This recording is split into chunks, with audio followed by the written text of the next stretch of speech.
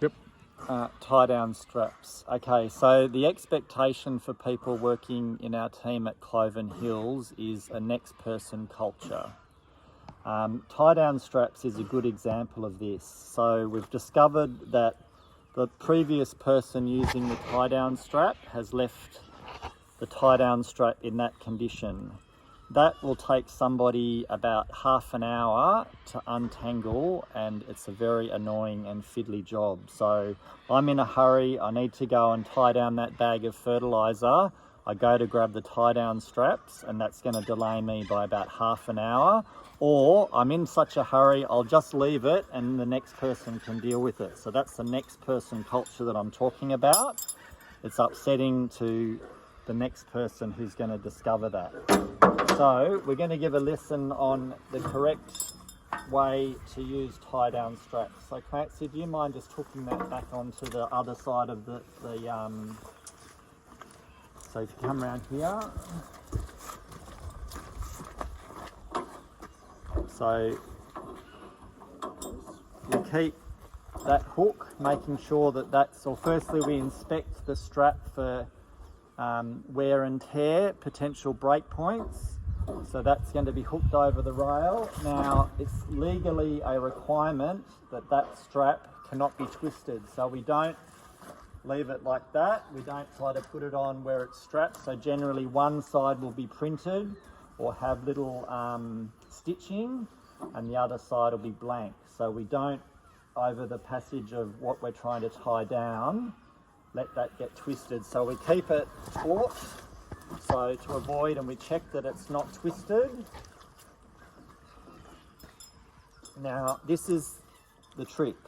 So there's a flat side and an open side. So the flat side needs to go towards the opposite side of the, I feel like an airline attendant. In case of emergency, no, we're not going to use this. That is a flat side, right? So we do the opposite. So it's nice and muddy, and they're always nice and muddy and wet at this time of the year. It's great. Okay, so that's straight, that's not twisted, it's straight, and we have a flat side facing the load. Right, so now taking care to get our other end, but make sure that it's, again, not twisted, so we're maintaining that straight line. So we need to feed this through. So here's the tail, we've got the printed side, it goes down through the slot, right? And then it goes up backside like that.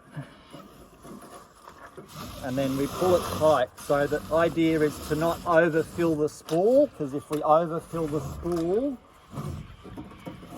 so we try to put it as tightly as we can before we engage the ratchet. If you overfill the spool, you end up with that, and you won't be able to maximize tension because it's wrapped around too many times. So you don't engage the strap until you've actually got that as tightly as you can pull it. Right, so ideally you don't want mud and crap all through it. But now you release the tension, and then you start to wind. So, okay, so that's as tight as we need to get it. Just try to get an extra bit in there, and that's now secure. Now we do need to tidy this up into a loop. This is probably less important, but you can't have your straps dangling over the side of the vehicle. The other part of it is that your strap component, this part, needs to be on the left hand side of the vehicle. It's illegal. If the policemen are in a bad mood, they can pick you up for having that strap on the right hand side of the vehicle. So tie down, securing your loads is something that police are becoming more particular about, because people don't do it properly.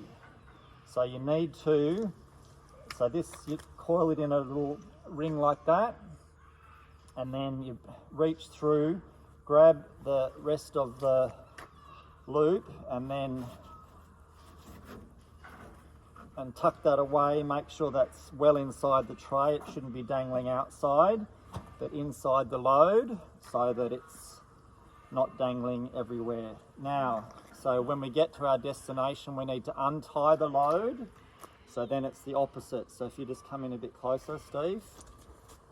Right, so all we need to do is, you need to bring it into, so it's now flat, it's horizontal.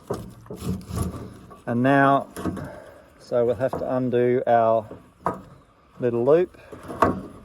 This takes a bit of practice to get used to the loop, but now that's completely loose, and the next person who needs to use it won't have any trouble trying to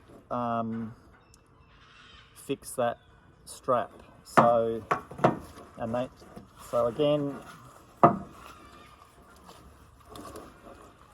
again, this is just a small thing that can stop people from getting on with their job.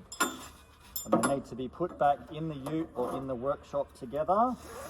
So just to recap, so you see how it's just feeding through that part and it's always going away from itself.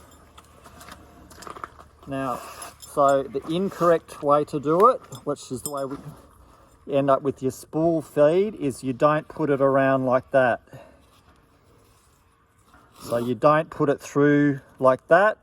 All that will do is fill your spool. You might be able to get the tension to tie your load down, but the next person that comes to have to use it is going to be in for a hard time. So we don't do that. Remember, the flat side is towards the load. The strap's not twisted, and it goes through the middle bit. That's what it's designed for, that slot, and up back upon itself. That's how you do it, and that's how you'll be able to secure your load, but then also, more importantly, undo it at the other end and leave the strap in a state that's good for the next person to use it.